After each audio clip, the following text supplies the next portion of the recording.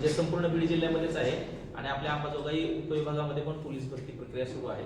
परीक्षा तिची झालेली आहे आणि परीक्षेनंतर जे मुलाखतीसाठी पात्र झालेले तर साधारणपणे 80 मार्काची परीक्षा घेतलेली आहे, लेखी परीक्षा.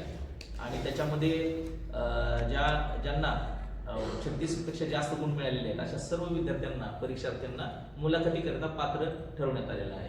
27 तारखेपासून त्याच्या मुलाखती सुरू आहेत. मुलाखतीसाठी 20 गुण आहेत. मुलाखतीला एकूण 951 उमेदवार हे झाले, क्वालिफाय झालेले आहेत. आणि या 951 उमेदवारांच्या मुलाखती घेण्याचं 27 तारखेपासून काम चालू आहे. 27 पासून आजपर्यंत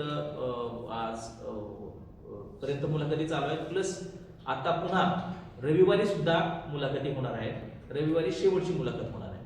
उद्या आपण सुट्टी दिली आहे पण उद्या दुसरा छत्रपती शिवाजी महाराजस्व अभियान टप्पा क्रमांक 1 आपण राबवतोय. त्याच्यामुळे उद्या सुट्टी आहे आणि म्हणजे या मुलाखतीसाठी सुट्टी आहे.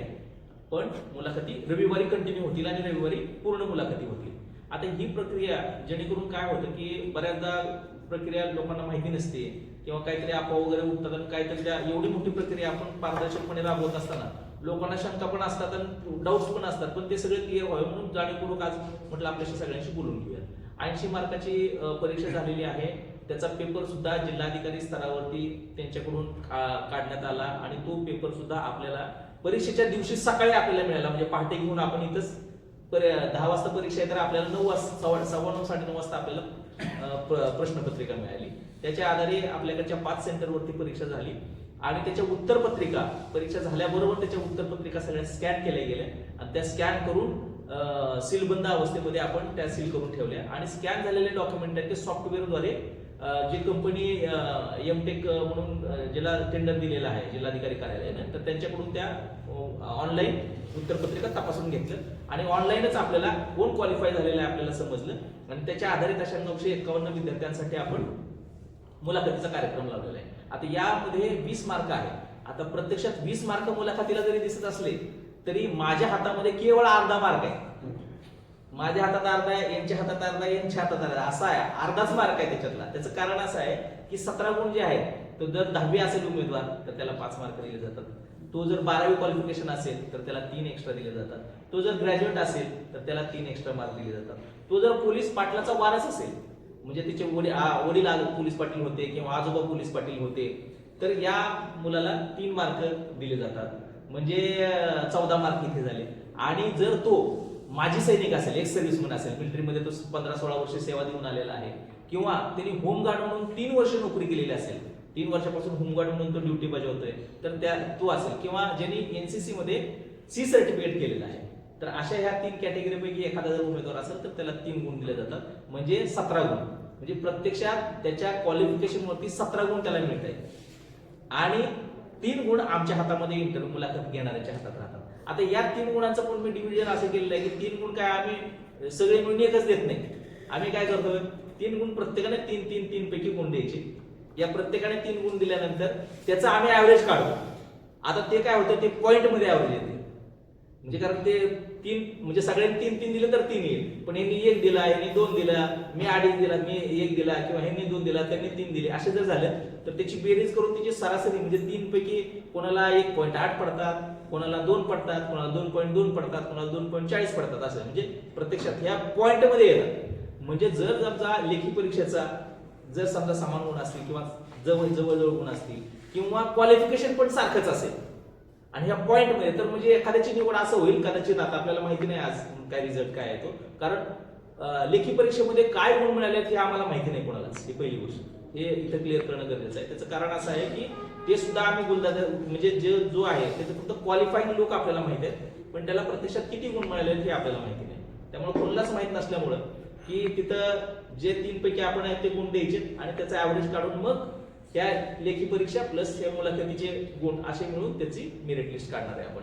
आणि हे काढल्यानंतर एक आपण उद्याची रविवारी जेव्हा पूर्ण होईल तेव्हा साधारणपणे एखाद्या दिवसामध्ये आम्ही किंवा त्याची तपासणी करू किंवा कॅल्क्युलेशन करू आणि ते गुण परत आपण कम्प्युटरला ज्यांच्याकडे एजन्सीला त्यांना पाठवू आणि त्याच्यावरतीच कॉम्प्युटरवरती म्हणजे त्यांच्या सॉफ्टवेअरवरतीच ते गुणाचं कॅल्क्युलेशन होईल आणि त्याच्या आधारे एक यादी आपल्याला प्राप्त होईल जे क्वालिफाईड होणार आहेत ते म्हणजे मुलाखतीनंतर ज्यांची निवड होणार आहे त्याची यादी आपल्याला प्राप्त होईल. ती प्राथमिक यादी सुद्धा आपण पहिल्यांदा प्रसिद्ध करणार आहे पण त्याची अंतिम मांडणार नाही त्याला म्हणजे आले आणि ह्याच्यामध्ये साधारणपणे आपण 4 कॅन्डिडेटची निवड करणार आहे.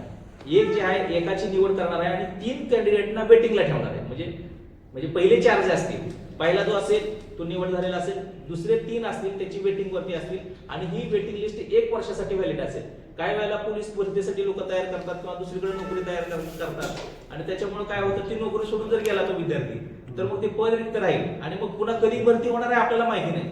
आपल्या सगळ्यांना माहिती आहे किती दिवसापासून ही भरती झालेली नाहीये मागच्या 10-15 वर्षामध्ये आणि मग आता भरती होती तर तसा प्रकार पुन्हा घडू नये आणि पद वेतन राहू नये याच्याकरिता आपण 3 लोकांना वेटिंग वरती ठेवणार आहे. म्हणजे जर समजा पहिला सोडून गेला तर दुसऱ्याला त्या वर्षभरात 1 वर्षासाठी ही वेटिंग लिस्ट आपली व्हॅलिड असेल आणि मग आमच्याकडे जेव्हा ही लिस्ट येईल आणि जेव्हा आपण प्रसिद्ध करू तर ती अंतिम म्हणून प्रसिद्ध नाही करणार त्याच्यावरती 2 दिवस आपण लोकांना आक्षेप घेण्यासाठी पण वेळ देणार आहे. म्हणजे बऱ्याचदा काय होतं काही एखाद्याने चुकीचे डॉक्युमेंट दाखल करून गेलेला असेल कुणी एखादा काही गैरप्रकार केलेला असेल एखाद्याचा कुणावरती गुन्हा दाखल असेल जे आपल्याला माहित नसेल ते पण दडवतात.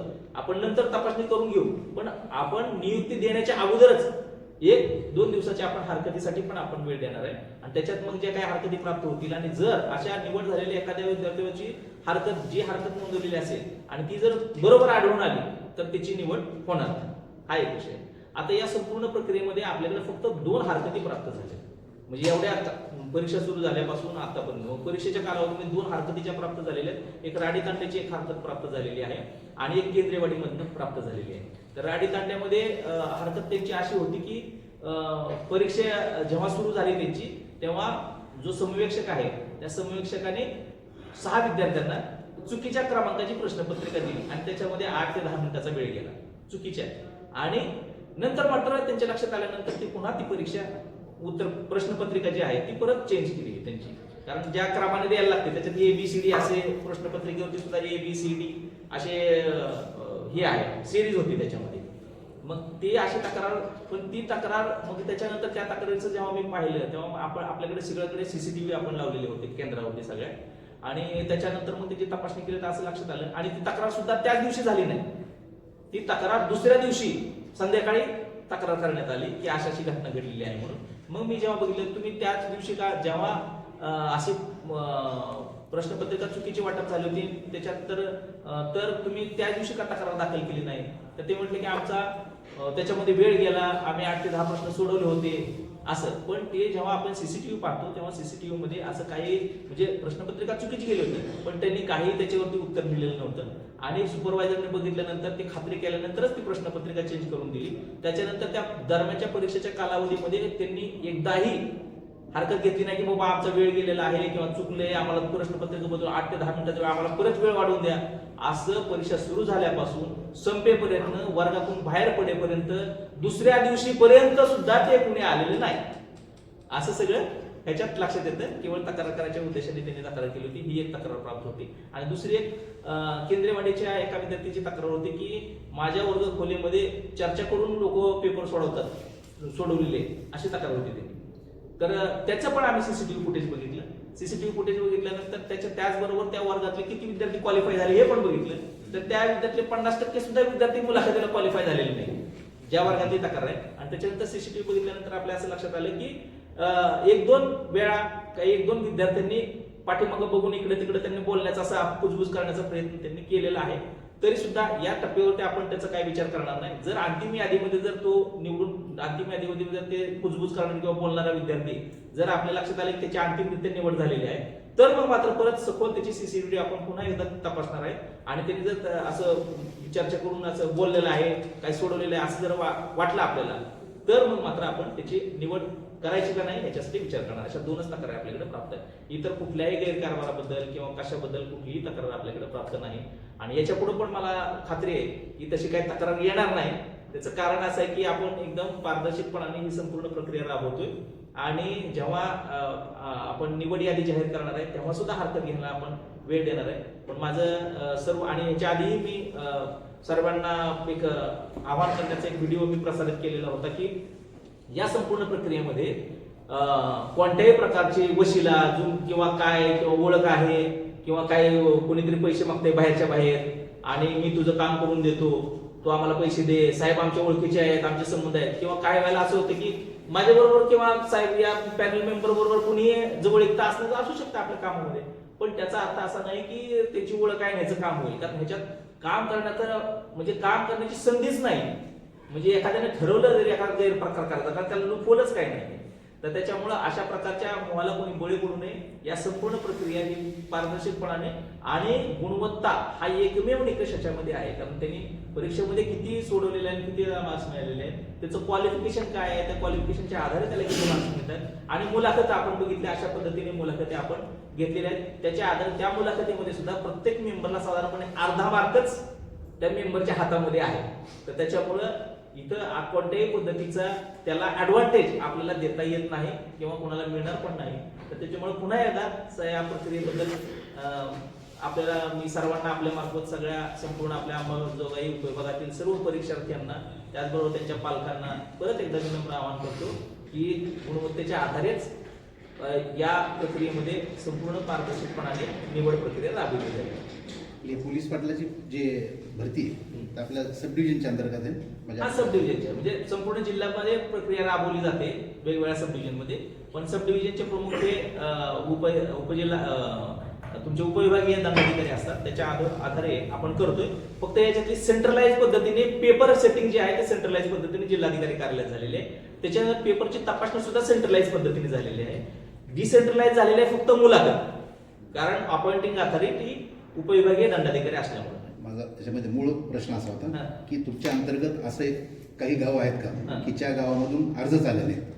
हा, तसे काही गाव आपल्याकडे आता ऑब्जेक्शन घेतल्यानंतर काय वेळेला असं होते की त्याची आकडेवारी काय देत नाही की असं परीक्षेत क्वालिफाय पण झालंय, पण जेव्हा काय वेळेला असं काही ठिकाणी आम्हाला असं लक्षात आलं एखादं गाव असं आहे याच्यामध्ये असं आहे की काही ठिकाणी ओबीसी साठी जागा आहे आणि काही ठिकाणी एनटी साठी जागा आहे. एखाद्याने एनटीचं सर्टिफिकेट न काढता ओबीसीचं सेंट्रलाइज सर्टिफिकेट काढून ते फॉर्म भरला त्यांनी आणि तिथं क्वालिफाय पण झालं, पण आपल्याला लक्षात येणार नाही की तिथं अर्ज आलेला नाही. ते आपल्याला अंतिमरित्या जेव्हा आपण करू त्याच वेळेला आपल्याला कळेल की याच्यामध्ये किती गावांमध्ये रिक्त पद राहणार आहे. आणि अशी जर काही रिक्त पद राहिली तर आपण पुन्हा एकदा त्याचं मागासवर्गीय कक्षाकडून काही समजा त्या कॅटेगरीचा उमेदवारच तिथं नाही किंवा अजून काही कारणामुळे क्वालिफाय तिथला झाला नाही तर त्याची पुन्हा एकदा मान्यता घेऊन परत ती प्रक्रिया राबवली जाईल. दुसरं तुमच्या उद्याचा जो कार्यक्रम आहे त्या संदर्भात हा दुसरं बोलतो हा झालाय पाहिलं तर शक्यतो सिंगल कॅन्डिडेटला बोलवून मुलाखत घेतली जाते. आता ॲट अ टाइम 4-4 जे म्हणजे कॅन्डिडेट बोलवले त्यांची मुलाखत घेतली. त्याचं कारण सांगतो. 951 विद्यार्थ्यांच्या मुलाखती घ्यायच्यात मला. आता गेले 8 दिवस झाले मी तर ऑफिसकडे जातो ना, इथं सकाळी 9 वाजल्यापासून बसतोय संध्याकाळपर्यंत आणि इथंच ऑफिसचं काम करतोय. जर प्रत्येक सिंगल जर केलं तर तुम्ही हिशोब लावा आणि किती वेळ मुलाखत चालते आपण बघताय. ऍटलिस्ट त्याला एक 4 प्रश्न 5 प्रश्न तरी विचारले पाहिजेत आपण आणि त्याच्यासाठी किमान एक 4-5 मिनिटाचा तरी वेळ आपल्याला द्यावा लागेल की नाही. मग 951 गुणिले 5 करा आणि मग किती दिवस चालेल तेवढी प्रक्रिया आपल्याला राबवता येणार. मग 4 जरी घेतले तरी प्रत्येकाला एक नाही आपल्याला 4 मेंबर्स आहेत आणि त्याच्या मुलाखत प्रक्रिया कशा पद्धतीने प्रत्येकाला एक वेळ दिला जातो आणि कमीत कमी वेळामध्ये ते व्हावं याकरिता दिला जातोय. परंतु याचा अर्थ असा नाही की त्याची परख करण्यासाठी किंवा त्याची पारख करण्यासाठी पुरेसा वेळ घेतला जात नाही. त्याची पारख त्या 5-7 मिनिटांमध्ये 10 मिनिटांमध्ये तो काय करतोय, कसा रिॲक्ट करतोय, त्या सगळ्या गोष्टी आम्ही बघतोय.